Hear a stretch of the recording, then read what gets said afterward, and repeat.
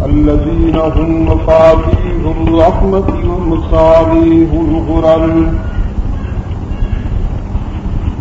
أعوذ بالله من الشيطان الرجيم. بسم الله الرحمن الرحيم.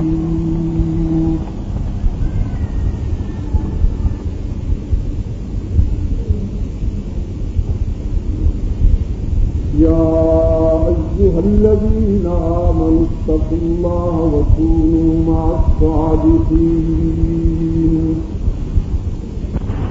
الله مولانا العظيم.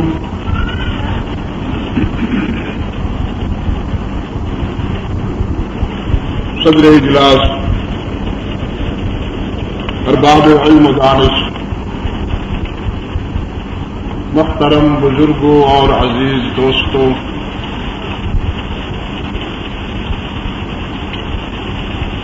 آج 9 جولائی 1992 ڈی آئی خان سرحد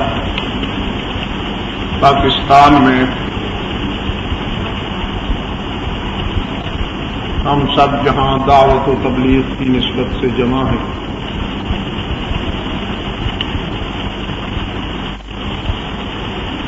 ڈیرہ اسماعیل خان کے مسلمانان اہل سنت و جماعت کی طرف سے اسلام کے مایہ ناز شہیدوں کو خراج عقیدت پیش کرنے کے لیے یہ پروگرام ترتیب دیا گیا، غالباً جس کی آج پہلی نشست ہے۔ اگرچہ موسم کی دست درازیوں نے اس نشست کا شباب متاثر کیا اور ہم جلوت سے خلوت میں آ گئے،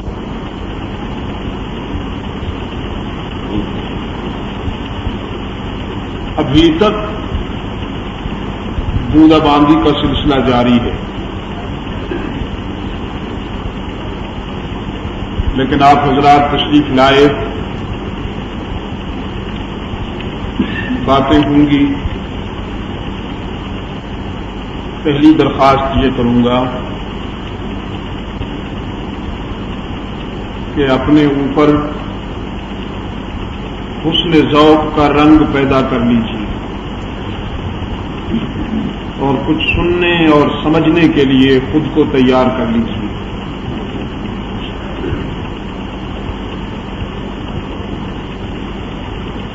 بلا تمہید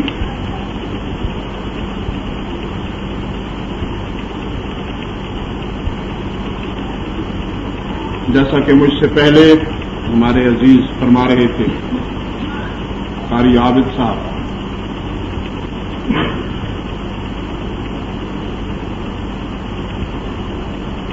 اسلام کے دامن میں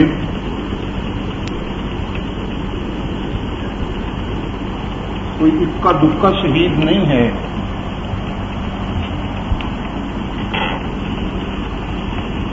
کہ اسی کے نام پر سلسلہ فکر کو چلایا جائے۔ آسمان کے دامن میں اتنے ستارے نہیں ہیں جتنے اسلامی تاریخ کے دامن میں شہید ہیں۔ آسمان کے ستاروں سے بھی شہدائے اسلام کی تعداد زیادہ ہے۔ اور جب میں تشبیہ دے بیٹھا ہوں تو پھر اس کی تکمیل بھی کروں۔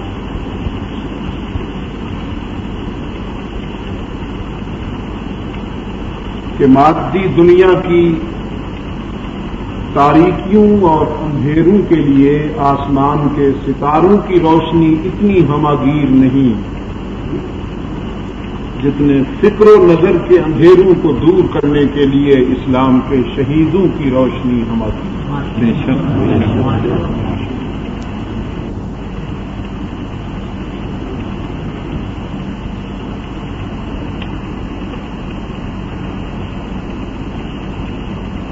میں چاہوں میرا حق بنتا ہے کہ فاروق اعظم کی شہادت پہ گفتگو کروں کہ وہ بھی میرے ایمان کا سرمایہ ہے.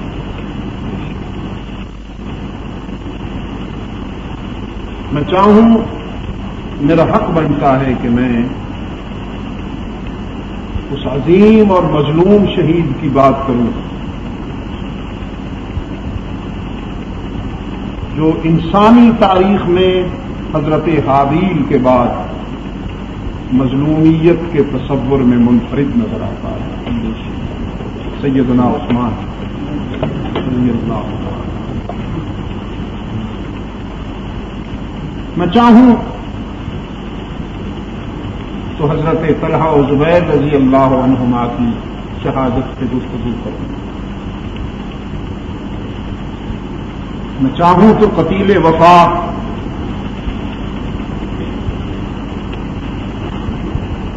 شہدائے احد کے سید حضرت حمزہ کی عظمت کی پہ گفتگو کروں. لیکن میں آج حسین ہی پہ گفتگو کروں رضی اللہ تعالی عنہ وعنہم اجمعین. لیکن میں پھر ایک مرتبہ گفتگو سے پہلے کہوں گا کہ کچھ سننے اور سمجھنے کے لیے خود کو تیار کر لیجیے. آپ بھی اور وہ بھی کھول کر آنکھیں میرے آئینہ گفتار میں ماضی مرحوم کی دھندلی سی ایک تصویر دے. ہو سکتا ہے کہ میں عام روش سے ہٹ کے گفتگو کروں، لیکن روش سے ہٹوں گا، تاریخ سے نہیں ہٹوں گا. کہ تاریخ سے ہٹنا میرے نزدیک دیانت کے خلاف. اور میں یہ بات بھی عرض کرتا چلا جاؤں کہ میرا ضمیر مجھے اس جادہ سے نہیں ہٹنے دے گا جو جادہ برسوں کی تلاش ہے. میرا سب سے بڑی عدالت ضمیر کی عدالت ہے. لیکن یہ بھی عرض کرتا چلا جاؤں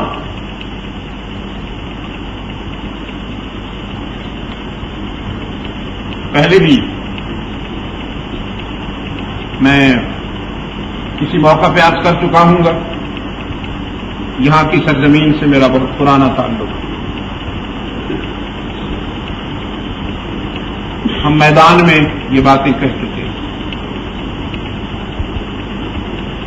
کہ تاریخ حلقہ رسالت کو پرکھنے کا معیار نہیں ہے.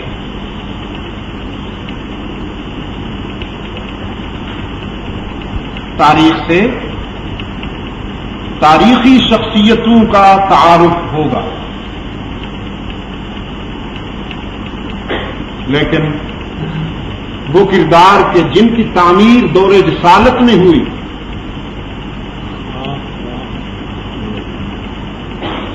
وہ تاریخ کے معیار پر نہیں پرکھے جائیں گے. تاریخ ان کی عظمت کے معیار پہ پرکھی جائے گی.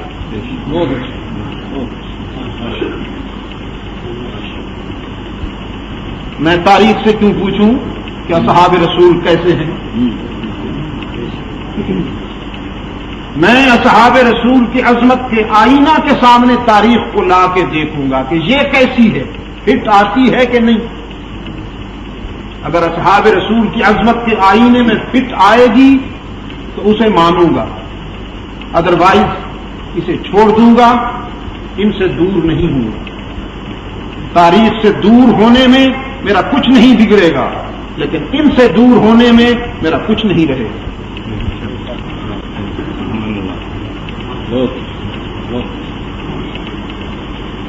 میں یہ بات کہہ چکا ہوں.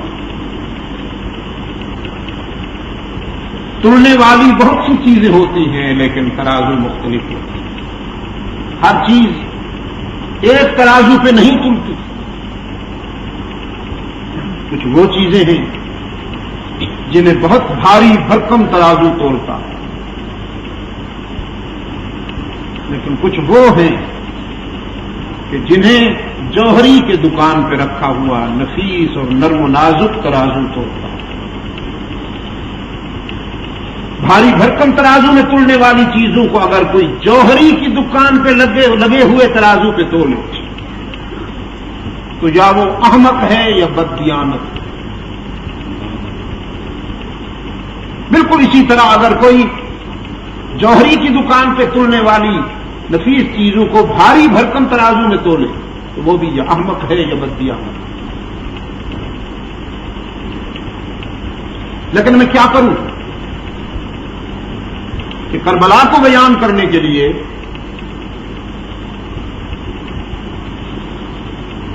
تاریخی سفر کرنا پڑتا ہے. میں یار نہیں مانتا ہوں. یہی وجہ ہے کہ میرے نزدیک کربلا کے شہید اعظم سیدنا حسین رضی اللہ تعالی عنہ کے تعارف اور پہچان کے لیے صرف کربلا نہیں، ان کے تعارف اور پہچان کے لیے مدینہ ہے، مکہ ہے. سن 60 ہجری نہیں، سن 13 ہجری ہے، 15 ہجری.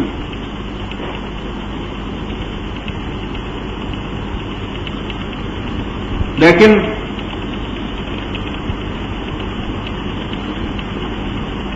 کربلا کے واقعے کو سامنے رکھتا ہوں جب،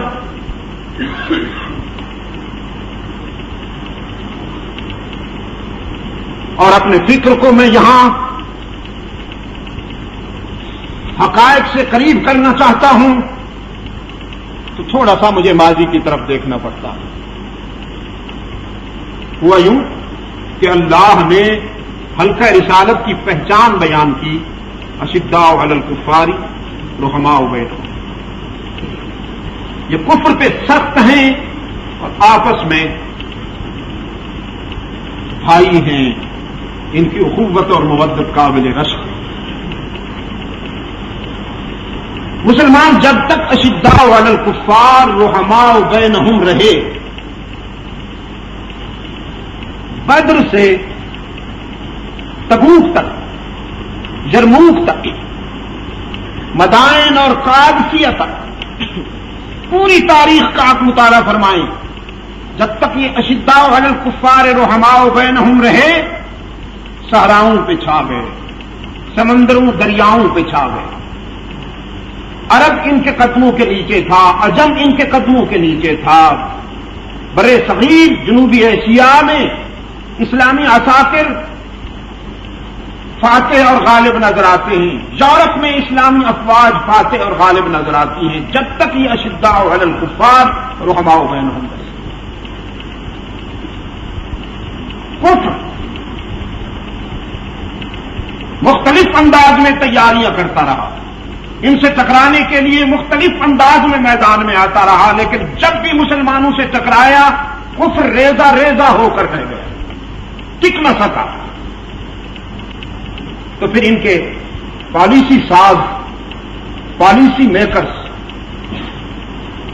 وہ بیٹھ کر سوچنے لگے ان کا توڑ کیسے کیا جائے مسلمانوں کا. یہ متحدہ چٹان ہم سے ٹوٹتی نہیں، اسے کیسے توڑا جائے. تو ان کے جو مفکرین تھے، پالیسی ساز لوگ تھے، انہوں نے یہ فارمولہ دیا کہ انہیں رحماء علی الکفار اشداء بینہم بناؤ.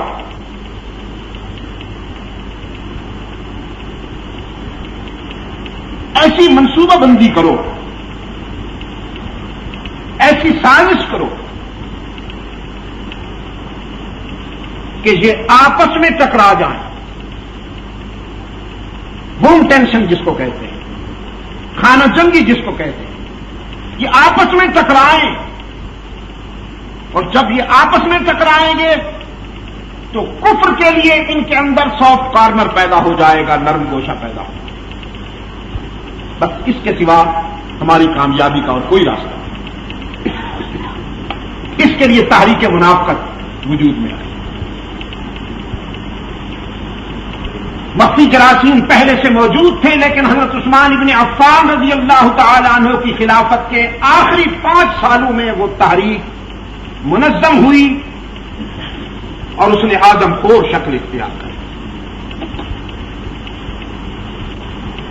اس تحریک کا لیڈر ابن سودا ابن سبا، وہ یہودی النسل جبہ پوش تھا، وہ اسلام میں پہلا دہشت گرد، امت مسلمہ میں پہلا تخریب کار اور پہلا دہشت گرد، جس کو یہودی لابی سے اور عیسائی لابی سے اور مجوسی لابی سے سرمایہ مل رہا تھا، ہدایات مل رہی تھی زیر زمین، جس نے اس سرمایہ کے بل بوتے پر تخریب کار اور دہشت گرد منظم کیے۔ میں دعوے سے کہتا ہوں، میری یہ بات پہنچائیے ان دوستوں تک جو موسم کی خرابی کی وجہ سے نہیں آ سکتے۔ کوئی بھی دہشت گرد تحریک جو پالتو تخریب کار رکھتی ہو، خفیہ ایجنسیوں کو دعوت فکر دیتا ہوں، اگر وہ اپنی ریسرچ میں اور اپنے ورک میں اور اپنے کاز میں مخلص ہیں تو اس سے اتفاق کریں گے کہ کوئی بھی وہ تحریک جس کے پالتو دہشت گرد اور تخریب کار ہوں اس وقت تک نہیں چل سکتی جب تک کہ اسے باہر کے دشمن کی طرف سے سرمایہ نہیں ملے۔ بیرونی سرمایہ کے بل بوتے پر دہشت گرد اور تخریب کار تیار ہوتے ہیں، نیک نیت اور مخلص لوگ یہ کام نہیں کر سکتے، نہیں کر سکتے یہ لوگ مخلص اور نیک نیت یہ کام نہیں کر سکتے۔ امت مسلمہ میں دہشت و تخریب کے شعلوں کو ہوا دینے کے لیے جو تحریک مرتب ہوئی، جو منظم ہوئی، اس کا بانی، اس کا فاؤنڈر ابن سبا ہے، عبداللہ ابن سبا، جس نے دار اسلام میں آنے والے جذباتی نوجوانوں کو، بالخصوص اجمی نوجوانوں کو، بصرہ، کوفہ، مصر، ایران، عراق اور اس طرح کے علاقوں سے تعلق رکھنے والے وہ لاکھوں جذباتی نوجوان کہ جو اسلام کے عالمگیر سیلاب میں متاثر ہو کر مسلمان تو ہو گئے، لیکن ان کی روحانی اور فکری تربیت نہ ہو پائی تھی، ان کے جذبات تحریک منافقت کے لیے انتہائی زرخیز ثابت ہوئے۔ ابن ابی نے ان نوجوانوں کو اکٹھا کیا، انہیں منظم کیا، سرمایہ دشمنان اسلام کے ہاتھوں سے پہنچ رہا تھا، اسے اس سرمایہ کے بل بوتے پر اس نے یہ آدم خور دہشت گرد تیار کیے، جن کی بربریت کا پہلا نشانہ ملت اسلامیہ کا وہ عظیم محسن، انسانی شرافت اور انسانی نجابت کا وہ کوہ گراں جس کو اللہ کے رسول صلی اللہ علیہ وسلم کی زبان سے بے شمار مرتبہ خراج مل چکا تھا، وہ بے ضرر انسان جس کے ہاتھوں سے کبھی کسی کو کوئی اذیت نہیں پہنچی، جس کی زبان سے کبھی کسی کو کوئی تکلیف نہیں پہنچی، جس کا سرمایہ اس قدر اسلام کے کام آیا کہ اللہ کے رسول صلی اللہ علیہ وسلم نے فرمایا اسلام نے سب کو پالا ہے اور عثمان نے اسلام کو پالا۔ وہ عثمان سب سے پہلے ان دہشت گرد درندوں کا نشانہ بنا۔ سیدنا عثمان بن عفان رضی اللہ تعالی عنہ کی دردناک شہادت کے بعد تحریک منافقت کے سارے عناصر جن کا لبادہ دوستی کا تھا، لیکن جن کے ارادے اسلام کی بنیادیں ہلا دینے کے، ان کا عجم میں مرکز کوفہ بنا۔ وہ سب کوفہ میں جمع ہوئے، ویسے تو پھیلے ہوئے تھے لیکن سب سے بڑا مرکز ان کا وہ تھا۔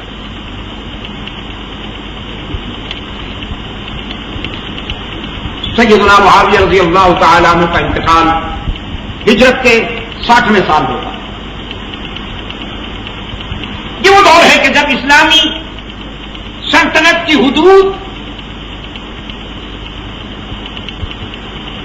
جب حضرت عثمان بن عفان رضی اللہ تعالیٰ عنہ کی شہادت ہوئی تو سلطنت اسلامیہ کی حدود 44 لاکھ مربع میل تھی۔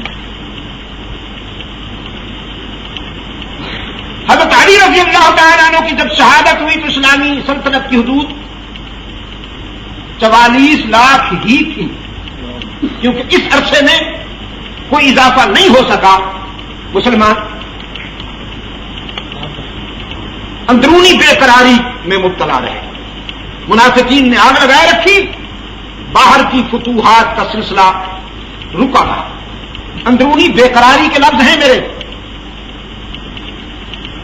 میں اس معاملے میں جب گفتگو کرتا ہوں تو اپنی عاقبت کو پہلے سامنے رکھ لیتا ہوں کہ کوئی لفظ ایسا نہ نکل جائے کہ جس سے میری عاقبت تباہ ہو جائے۔ اللہ کا لاکھ لاکھ شکر ہے کہ جس طرح صدیق عمر عثمان رضی اللہ عنہم کی عظمت اور ان کی اہمیت ہمارے ایمان کی ضروریات میں سے ہے، بالکل اسی طرح حضرت علی رضی اللہ تعالی عنہ کی عظمت اور اہمیت بھی ہمارے ایمان کی ضروریات میں سے ہے۔ یہاں بھی ادنا سا کوئی کنایا بھی اگر ان کی عظمت کے خلاف ہو جائے تو میں اسی طرح اپنی عاقبت کے لیے خطرناک سمجھتا ہوں جس طرح حضرات شیخین کے متعلق کوئی ادنا سا اشارہ ان کی عظمت کے خلاف ہو جائے تو اپنی عاقبت کے لیے خطرناک سمجھتا ہوں۔ سیدنا علی رضی اللہ تعالیٰ عنہ کے دور خلافت میں کوئی فتوحات نہیں ہو سکی، اندرونی بے قراری کی وجہ سے، اضطراب کی وجہ سے۔ لیکن جب سیدنا حسن رضی اللہ تعالیٰ عنہ نے سیدنا معاویہ رضی اللہ تعالیٰ عنہ سے صلح کی،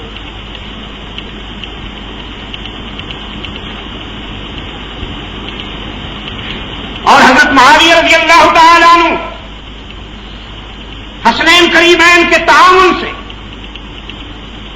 ملت اسلامیہ کے فرمانروا اور متفقہ قائم قرار پائے تو اسلامی سلطنت کی حدود پھر ایک مرتبہ فتوحات کا سیلاب آیا، اور حضرت معاویہ کے 19 سالہ دور میں،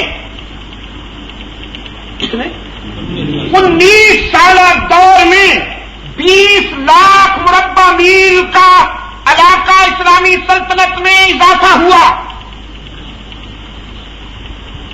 19 سالوں میں 19 لاکھ نہیں، 19 سالوں میں 20 لاکھ مربع میل کا علاقہ سلطنت اسلامیہ کا جزء بنا۔ اور جب حضرت معاویہ رضی اللہ تعالیٰ عنہ اس دنیا سے جانے لگے تو اس وقت اسلامی سلطنت کی حدود 64 لاکھ مربع میل تھی۔ حضرت معاویہ رضی اللہ تعالیٰ عنہ نے حالات کا جائزہ لیا، ماضی بھی ان کے سامنے تھا، حال بھی ان کے سامنے تھا، اور مستقبل کے اندیشے بھی ان کے سامنے تھے۔ ماضی کے تجربات، حال کے مشاہدات کو پیش نظر رکھتے ہوئے حضرت معاویہ رضی اللہ تعالی عنہ نے امت کی آئندہ قیادت کے لیے امت کی آئندہ قیادت کا بوجھ اپنے بیٹے کے سر پہ ڈالا. یاد رکھیے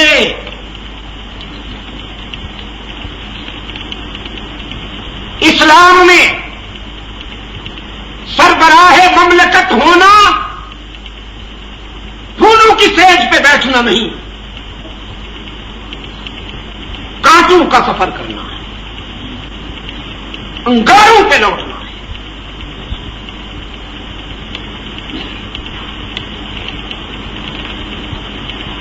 یہ جو منظر آج ہمارے سامنے ہے کہ بھوکی ننگی قوم کا سربراہ مملکت ایک ایسے محل میں رہتا ہے کہ امریکہ کے ارب پتی بھی ترستے ہیں اور اس محل کو پانے کے لیے اور اس میں رہنے کے لیے. اسلامی سلطنت کا سربراہ تو مسجد نبوی کے صحن میں تکیے کے بغیر اپنا بازو سر کے نیچے رکھ کے سو جاتا ہے. نہ وہ کمخاب پہنتا ہے، نہ وہ اطلس پہنتا ہے، نہ وہ ابریشم پہنتا ہے،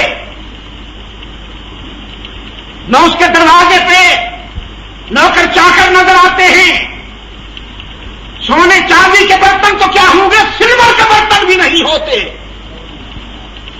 وہ تو پانی بھی مٹی کے برتنوں میں پی لیتا ہے اور اسی پیالے میں وہ کھانا کھا لیتا ہے.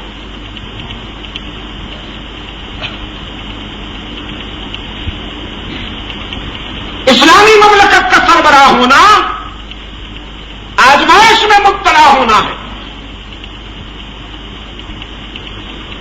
چنانچہ آپ دیکھیے خلافت راشدہ کے پہلے تاجدار سیدنا صدیق اکبر رضی اللہ تعالی عنہ جب امت نے بنو ساعدہ کے سقیفہ میں انہیں اپنا سربراہ چن لیا، سیدنا علی رضی اللہ تعالی عنہ اور سیدنا زبیر رضی اللہ تعالی عنہ یہ دونوں حضرات جب حضرت صدیق اکبر رضی اللہ تعالی عنہ کے پاس آئے تو حضرت صدیق اکبر رضی اللہ تعالی عنہ نے حضرت علی رضی اللہ تعالی عنہ سے پوچھا، آپ کو کوئی شکوہ تو نہیں؟ حضرت علی نے فرمایا، ہاں مجھے شکوہ ہے. کیا کہا میں نے؟ شکوہ ہے. صدیق اکبر نے فرمایا، کیا شکوہ ہے؟ فرمائیے. فرمایا، شکوہ یہ ہے کہ آپ نے ہمیں اس وقت کیوں نہیں یاد کیا جب آپ کو خلیفہ چنا جا رہا تھا؟ آپ نے ہمیں دیر سے کیوں یاد کیا؟ آپ مجھے اس وقت یاد کرتے تو سب سے پہلے خلافت کے لیے میں آپ کا نام تجویز کرتا اور زبیر اس کی تائید کرتا.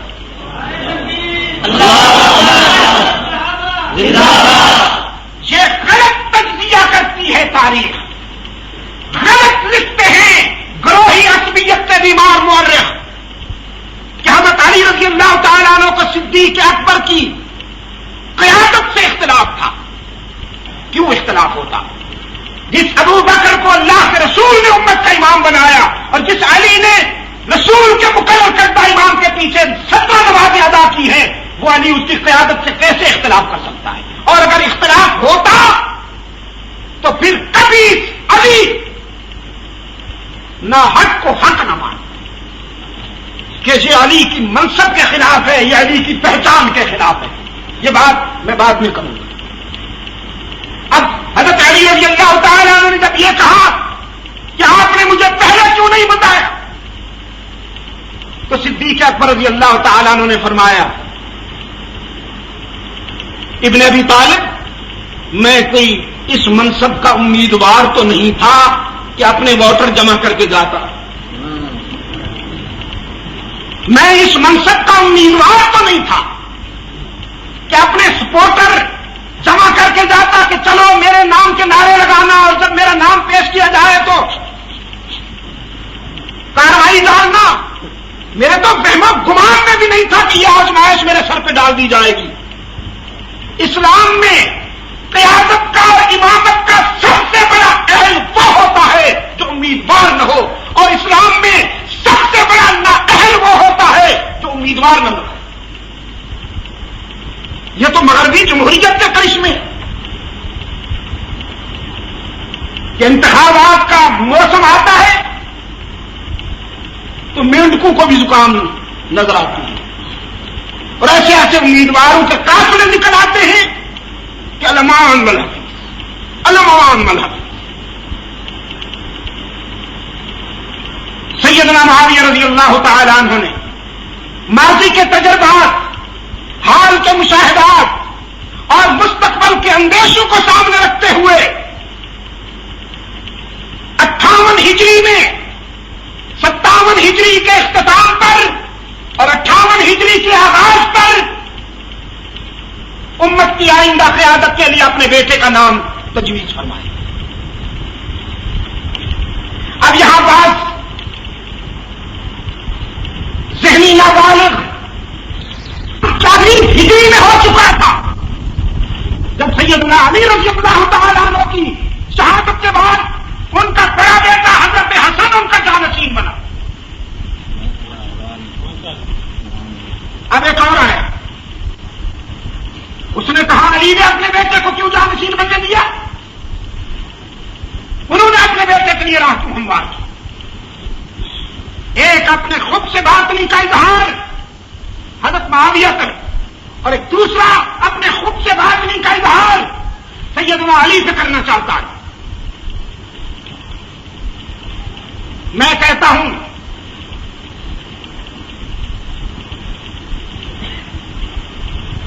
انہوں نے یہ بھی کہا حضرت علی رضی اللہ تعالیٰ عنہ نے مدینہ کیوں چھوڑا، کوفے کو دارالخلافہ کیوں بنایا؟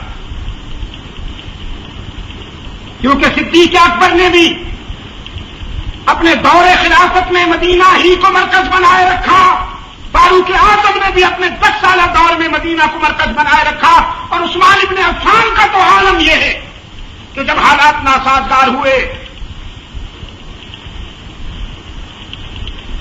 حضرت معاویہ رضی اللہ تعالیٰ عنہ اور دوسرے حضرات نے مشورہ دیا، امیر المومنین جب تک حالات متوازن ہوتے ہیں آپ مدینہ سے کنارہ کر لیجئے، شام چلیے، ہم حالات کو کنٹرول کریں گے، ہمیں ڈر ہے کہ کہیں آپ کو نقصان نہ پہنچ جائے. عثمان بن عفان رضی اللہ تعالیٰ عنہ نے پوچھا اگر میں مدینہ چھوڑ کر شام چلا جاؤں تو تم مجھے گارنٹی دیتے ہو کہ مجھے موت نہیں آئے گی؟ انہوں نے کہا یہ گارنٹی دینا تو ہمارے بس کی بات ہی نہیں، موت تو اپنے وقت پہ آ جائے گی. فرمایا تو جب موت آ جائے گی اور آپ مجھے ضمانت نہیں دیتے کہ میں اگر مدینہ سے باہر چلا جاؤں تو موت سے بچ جاؤں گا، تو پھر اسی موت سے بچنے کے لیے میں یار کا مدینہ کیوں چھوڑ دوں؟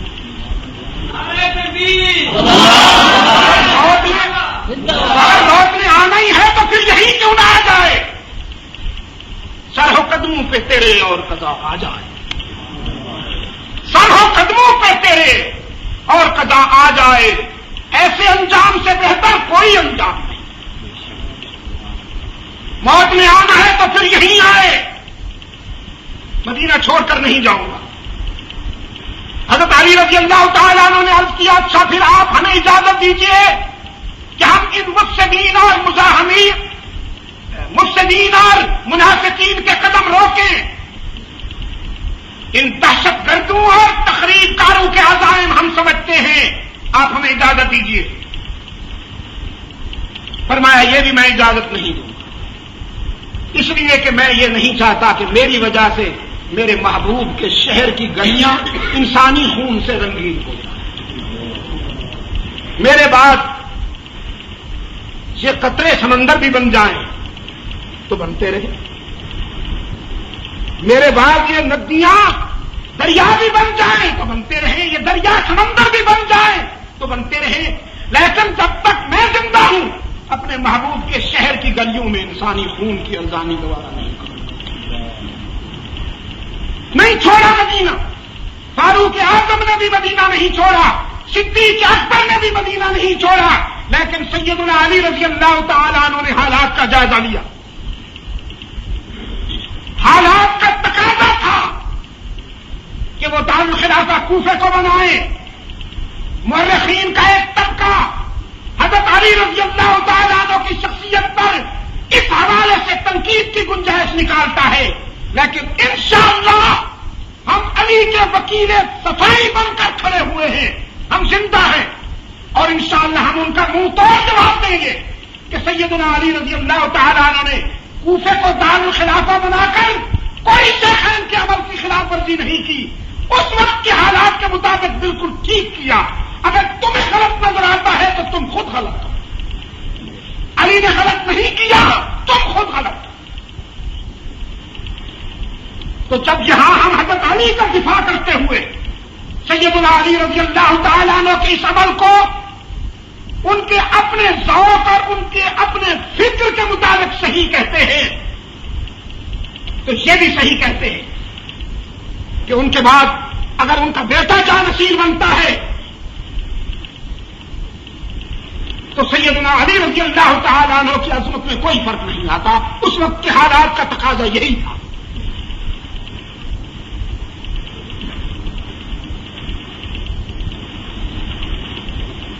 تمہاری زلف میں پہنچے تو حسن کہنا وہ تیرگی جو میرے نام ہے سیاہ میں. جو بات سن 40 ہجری میں حضرات والعین قبول ہے وہ بات سن 60 میں کیوں ہضم نہیں ہوتی؟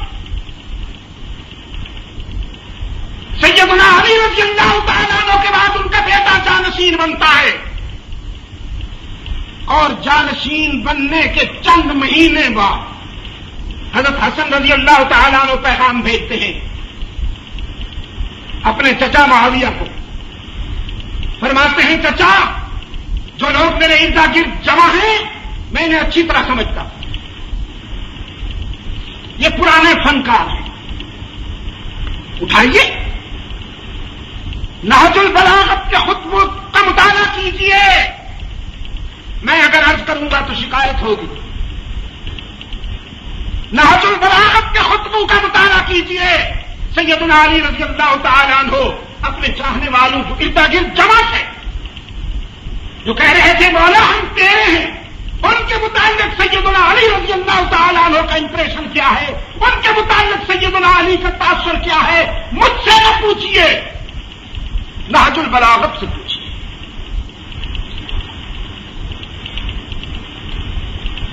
حضرت حسن رضی اللہ تعالیٰ عنہ نے حضرت معاویہ رضی اللہ تعالیٰ عنہ سے کہا میں انہیں اچھی طرح سمجھتا ہوں. انہوں نے میرے باپ کا دل دکھایا. انہوں نے میرے باپ کو اذیت دی. ان سے میرے باپ دکھی گئے ہیں اور میں بھی ان کے کرتوت دیکھ رہا ہوں. اب میں مزید اپنے نانا کی امت کو ابتلا و آزمائش میں مبتلا نہیں کرنا چاہتا. بس تشریف لائیے، میری کچھ شرطیں ہیں وہ سن لیجیے اور پھر ہم مل کر ملت کی تعمیر کا کام کریں گے انشاءاللہ. سیدنا معاویہ رضی اللہ تعالیٰ عنہ نے کاغذ نکالا. اس کاغذ کے نیچے اپنے دستخط کیے. وہ کاغذ حضرت حسن رضی اللہ تعالیٰ عنہ کے پاس بھیجا اور کہا چچا کی جان میں نہ شرائط سننا چاہتا ہوں اور نہ اس پر ڈسکس کرنا چاہتا ہوں، گفتگو کرنا چاہتا ہوں. مجھے آپ پہ بلائنڈ کانفیڈنس ہے، مجھے آپ پر فل کانفیڈنس ہے.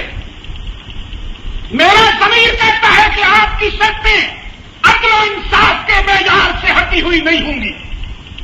جو پسند کرے آپ کو شرطیں لکھ دیجیے. میرے دستخط پہلے سے موجود ہیں. میری جان بھی چاہیے تو حاضر ہے، لیکن رسول اکرم کی امت کو مزید انتشار سے بچا لینا چاہیے.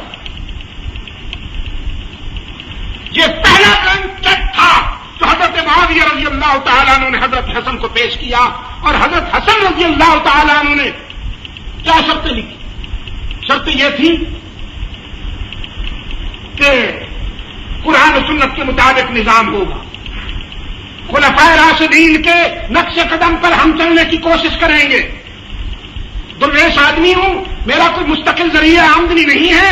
میرے دال روٹی کے اخراجات بھی بیت المال پورے کرے گا. اور میرے جو مخلص وفادار ہیں، میرے والد گرامی کے جو مخلص وفادار ہیں، انہیں بھی کچھ نہ کہا جائے نہ چھیڑا جائے. حضرت معاویہ رضی اللہ تعالیٰ عنہ نے پہلے ہی دستخط کر دیے تھے. اس بنیاد پر کوفہ کی جامع مسجد حیدری میں اس ممبر پر جس ممبر پر سیدنا علی رضی اللہ تعالیٰ عنہ خطبہ ارشاد فرمایا کرتے تھے، اسی ممبر پر حضرت معاویہ کو حضرت حسن نے بٹھایا اور پھر مصالحت کرنے کے بعد اپنی فوج کے کمانڈر ان چیف کو حکم دیا، پھر اپنے چھوٹے بھائی حضرت حسین رضی اللہ تعالیٰ عنہ کو حکم دیا اور حضرت علی رضی اللہ تعالیٰ عنہ کے ساتھ آئندہ کے لیے مل جل کر کام کرنے کا عہد۔ مصالحت ہو گئی، کمپرومائز ہو گئے۔ یہ ہجرت کا 41واں سال ہے۔ کون سا؟ 41واں سال ہے۔ دیکھیے، کوئی حضرت حسن کو معصوم مانتا ہے، ہم حضرت حسن کو کیا محفوظ مانتے ہیں؟ کوئی حضرت حسن کو معصوم مانتا ہے، ہم حضرت حسن کو محفوظ مانتے ہیں، کیونکہ ہمارے نزدیک معصوم صرف پیغمبر ہوتا ہے۔ جس طرح رسول اللہ صلی اللہ علیہ وسلم خاتم النبیین ہیں، اسی طرح آپ صلی اللہ علیہ وسلم خاتم المعصومین بھی ہیں۔ جس طرح حضور کے بعد قیامت تک کوئی نیا نبی نہیں آئے گا، اسی طرح حضور کے بعد قیامت تک کوئی معصوم بھی نہیں آئے گا۔ ہم حضرت حسن رضی اللہ تعالیٰ عنہ کو محفوظ مانتے ہیں، لیکن کچھ لوگ انہیں معصوم مانتے ہیں۔ تو اگر میرا نہیں بنتا نہ بن، اپنا تو بن۔ اگر میری بات سے تکلیف ہوتی ہے اسے چھوڑ دیجئے، لیکن اپنے شیخ مسیب کے ارشاد اٹھائیے،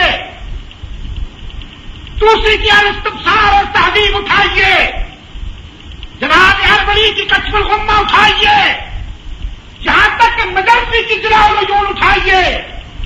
یہ سب اگر آپ کو یہی بتائیں کہ 41 ہجری میں حضرت حسن رضی اللہ تعالیٰ عنہ نے حضرت معاویہ کے ساتھ ملت کے عظیم تر مفادات کے پیش نظر اتحاد کر لیا، اور وہ اتحاد مصنوعی نہیں، حقیقی تھا۔ وہ اس طرح کا اتحاد نہیں تھا جس طرح کے آج سیاسی فنکار اتحاد کرتے ہیں کہ تحسبہم جمیعا وقلوبہم شتیٰ، اوپر سے وہ ملے ہوئے نظر آتے ہیں لیکن دل علیحدہ علیحدہ ہے، بٹے ہوئے ہیں۔ حضرت حسن رضی اللہ تعالیٰ عنہ نے اتحاد کیا اور معاویہ کے ساتھ تعاون کیا۔ کچھ لوگ کہتے ہیں مجبوری تھی، میں کہتا ہوں یہ خاندان مجبور نہیں ہوتا۔ اگر مجبور ہونا ان کی سرشت میں ہوتا تو پھر کربلا کا یہ سانحہ ہوتا، پھر تاریخ کسی اور رنگ میں مرتب ہوتی۔ حضرت حسن رضی اللہ تعالیٰ عنہ کے انتقال اس اتحاد کے تقریباً 6.5 سال بعد ہوتا ہے۔ 41 میں اتحاد ہوا اور 47 میں حضرت حسن رضی اللہ تعالیٰ عنہ کا انتقال ہوتا ہے۔ تاریخ کے کسی حوالے سے کوئی دوست یہ ثابت کر کے دکھائے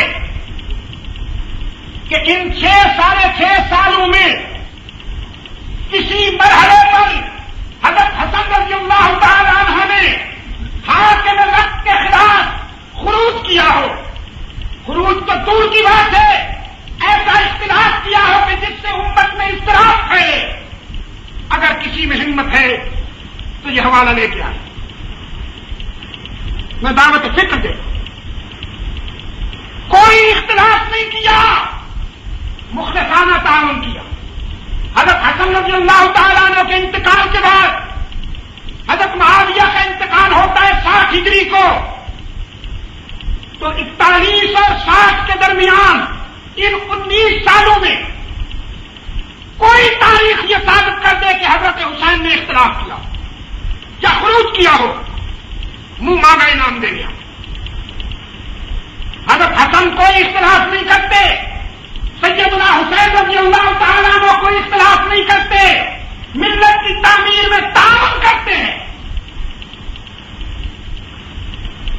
تو اگر کوئی تعاون نہیں کر سکتا، حسن و حسین کے نام لیواؤں کو کم از کم اپنے اماموں کی تقلید کرتے ہوئے سیدنا معاویہ رضی اللہ تعالیٰ عنہ کی شان میں بد کلامی سے تو گریز کرنا چاہیے.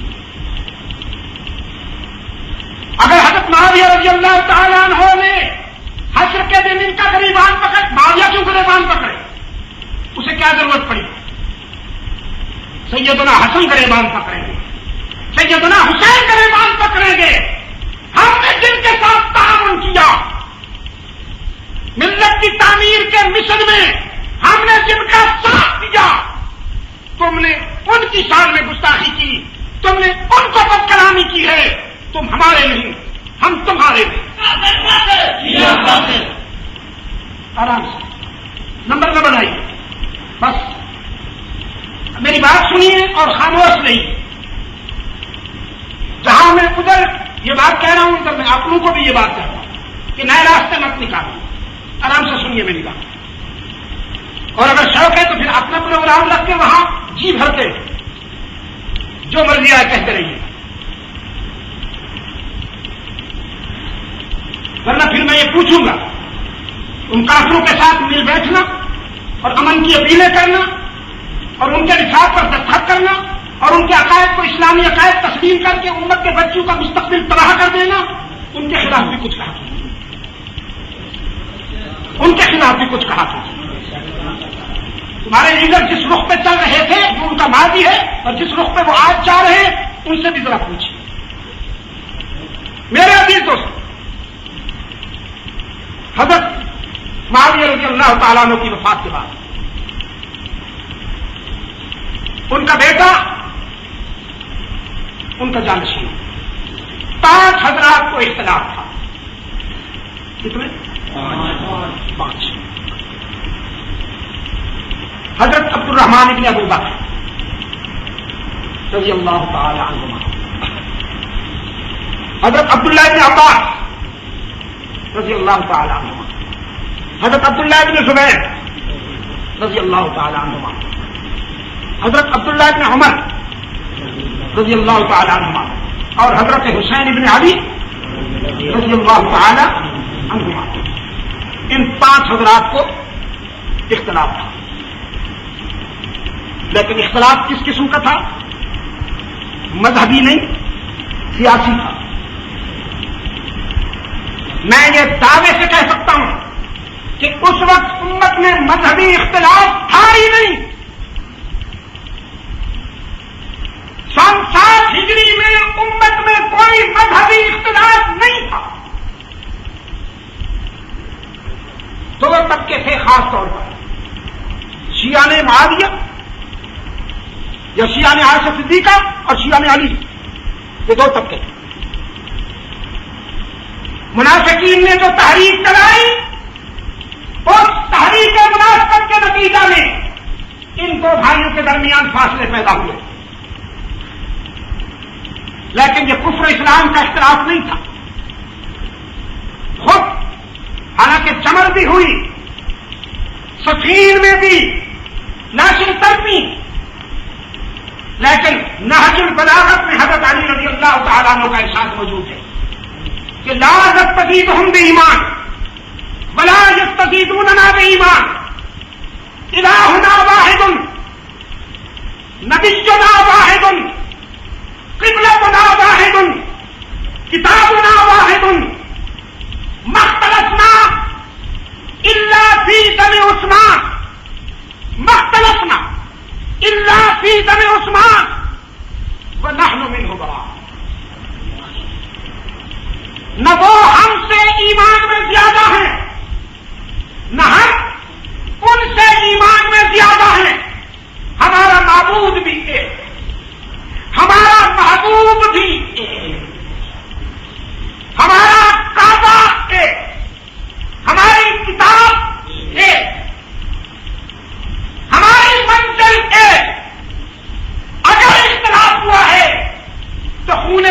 ایمان کے سلسلے میں ہوا ہے.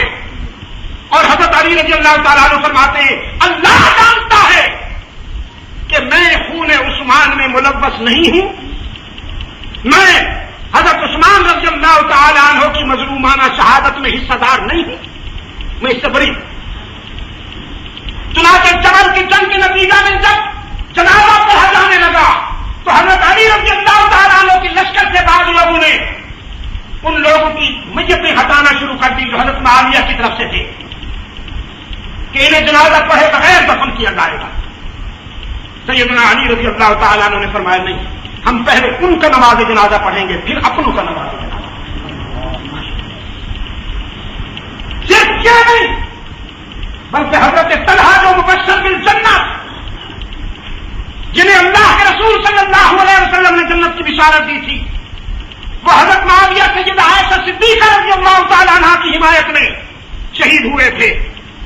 جب ان کی میت پہ آئے حضرت علی رضی اللہ تعالیٰ عنہ زاروں قطار روتے ہوئے حضرت طلحہ کا وہ ہاتھ اٹھا کر چومنے لگے جو ہاتھ غزوہ احد میں اللہ کے رسول کا دفاع کرتے ہوئے مشرکین کے تیروں کو برداشت کرتا رہا اور اتنے تیر سہ گیا کہ بعد میں وہ سوکھ کر لکڑی بن گیا, جسے اٹھا کر حضرت طلحہ فرمایا کرتے تھے نجات کے لیے میرے پاس اور کچھ نہیں ہے, صرف یہی ہاتھ ہے سوکھا ہوا جو اس کے محبوب کی ناموس کے دفاع میں, جو اس کے محبوب کی حفاظت میں کام آیا ہے. حشر میں اللہ کے سامنے اپنا یہ سوکھا ہوا ہاتھ پیش کر کے جنت طلب کروں گا اور اس کی خوشنودی طلب کروں گا کہ یہ تیرے محبوب کے کام آیا ہے. حضرت علی رضی اللہ تعالیٰ عنہ اس ہاتھ کو اٹھا کر چومتے رہے اور فرماتے رہے طلحہ اللہ جانتا ہے کہ میں یہ نہیں چاہتا تھا جو کچھ ہو گیا ہے, میری سمجھ میں نہیں آ رہا یہ سب کیا ہو رہا ہے. یہ آگ وہ ہے جو مجھ سے بھی نہیں بجھائی جاتی.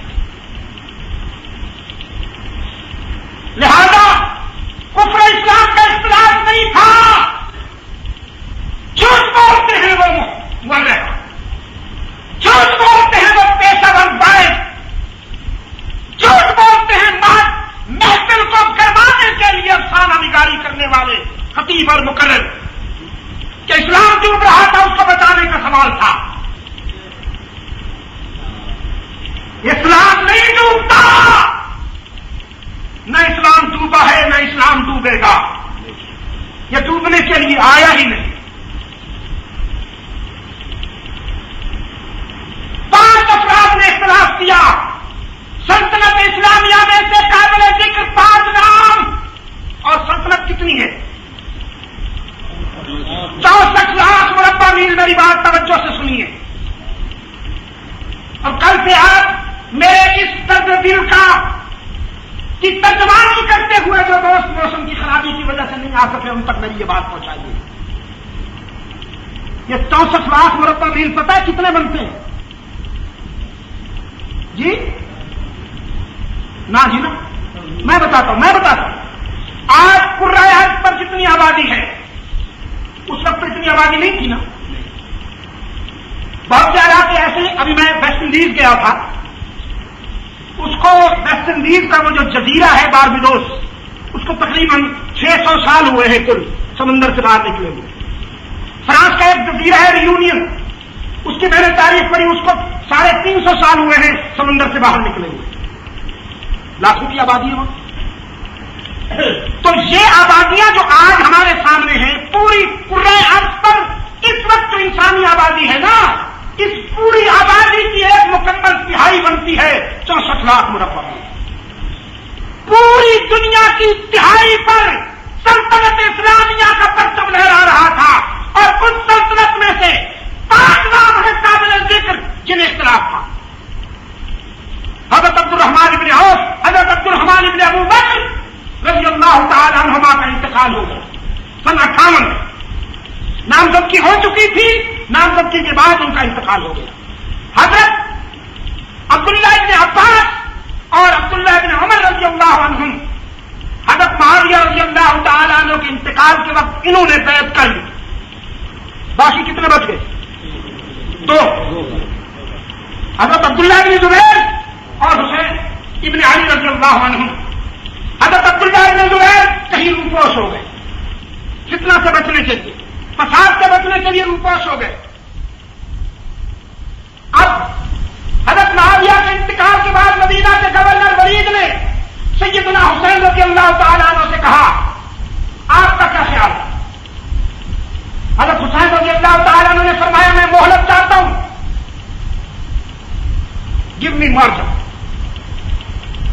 فرمایا لو گنجائش نہیں ہے. مریض نے کہا دیکھیے یہ معاملات بہت نازک ہوتے ہیں, امت میں انتشار پیدا ہو سکتا ہے, اور آپ کو معلوم ہے ماضی میں کیا ہوا. آپ ہمیں آزمائش میں نہ ڈالیے, زیادہ مارجن میں نہیں دے سکتا. حضرت حسین رضی اللہ تعالیٰ نے فرمایا اچھا مجھے آپ ایک رات دے دیجیے سوچنے کے لیے. ہم نے اس سلسلے میں مائنڈ میک اپ نہیں کیا, ہم نے نہیں سوچا, ہمیں ایک رات دیجیے سوچنے کے لیے. انہوں نے کہا اچھی بات ہے آپ سوچیں ایک رات. اسی رات سیدنا حسین رضی اللہ تعالیٰ عنہ نے انتشار اور اضطراب سے بچنے کے لیے ابن زبیر کی طرح روپوش ہونے کا پروگرام بنا لیا. مدینہ سے روانہ ہوئے, چلتے چلتے مکہ آ گئے. وہ زمانہ کاروں موٹروں بسوں کا نہیں تھا, پیدل یا اونٹ پر چلنے کا زمانہ تھا. اسی عرصے میں کوفہ والوں کو پتہ چل گیا یہ داد دیجیے ہمارے درد, داد دیجیے ہمارے درد کی. اس کے باوجود کہ ناسخ التواریخ کے مصنف, کشف الغمہ کے مصنف, الارشاد کے مصنف, الاستبصار کے مصنف, صافی کے مصنف, تیری کتابوں کے مصنف وہ نام لیتے ہیں جو تجھے دل آزاری کرتا ہے, جو تیرا دل دکھاتا ہے, لیکن ہمارے ضرب کتاب دیجیے. ہم تو وہ نام بھی نہیں لے رہے جو تیری کتابیں نام لے کے بتاتی ہیں کہ وہ کوفہ والے کون تھے جنہوں نے خط لکھا. میں تو نام نہیں لوں گا, لیکن اپنی کتابوں کو تو چپ کرائیے. اپنی کتابوں اور اپنے لٹریچر کے آئینے کو اٹھائیے اور پھر دیکھیے تصویر کا کیا رنگ نظر آتا ہے. حضرت حسین رضی اللہ تعالیٰ عنہ مکہ پہنچے تو کوفہ سے خطوط کا تانتا بن گیا. شیخ مفید لکھتا ہے علی صاحب کا مصنف, یہ وہ شیخ مفید ہے جس کی اس مکتب ذکر میں اہمیت کا یہ عالم ہے کہ حضرت موسیٰ کاظم کے مرکب کے ساتھ اس کو دفن کیا گیا ہے. وہ لکھتا ہے 18,000 خط آ گئے کوفہ سے, پوریاں بھر بھر کے خطوں کی بھیجتے رہے وہ کوفہ کہ مولانا تشریف لائیے, ہم آپ کے منتظر ہیں. حضرت حسین رضی اللہ تعالیٰ عنہ نے سوچا اگر جہاں رہتا ہوں ہو سکتا ہے انتشار پیدا ہو جائے, اور میں اپنے نانا سے امت کو مزید انتشار کے شعلوں میں نہیں جلنے دیکھنا چاہتا. مناسب ہے کنارا کا شعلہ, ایک طرف چلا جاؤ. جنگ کے لیے نہیں گئے, جھوٹ بولتا ہے واحد, جھوٹ بولتا ہے پیشور مبلغ, جھوٹ بولتا ہے گلا بجا بجا کے گا گا کے حبیب گنج کے چیک وصول کرنے والا جہنمی ملا. حسین جنگ لڑنے نہیں گیا تھا, اگر جنگ لڑنے جاتا تو بچوں کو ساتھ نہ لے جاتا.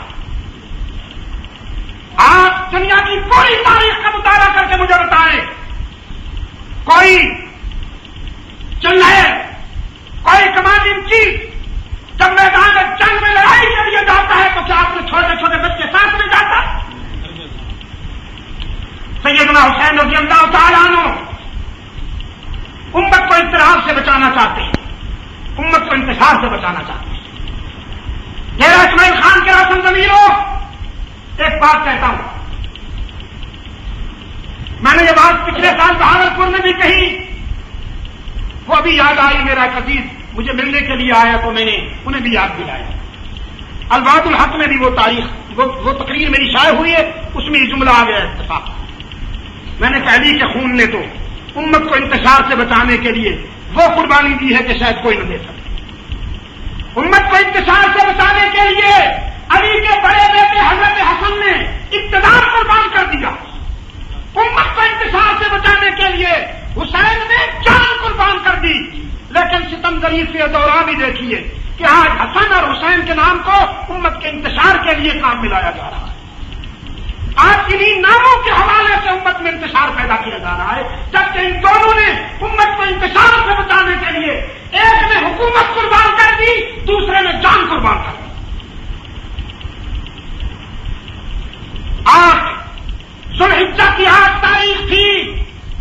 حضرت حسین رضی اللہ تعالیٰ عنہ تیار ہو کر جانے لگے. ان کے بھائی محمد بن حنفیہ کو پتہ چلا, آئے اور کہنے لگے بھائی جان ان لوگوں پر اعتماد نہ کیجیے جنہوں نے ہمارے باپ کو قتل کیا. کوفہ ہمارے باپ کا مقتل ہے, کوفہ ہمارے باپ کا مشہد ہے, ان لوگوں پر اعتماد نہ کیجیے. پھر حضرت عبداللہ بن عباس آ گئے.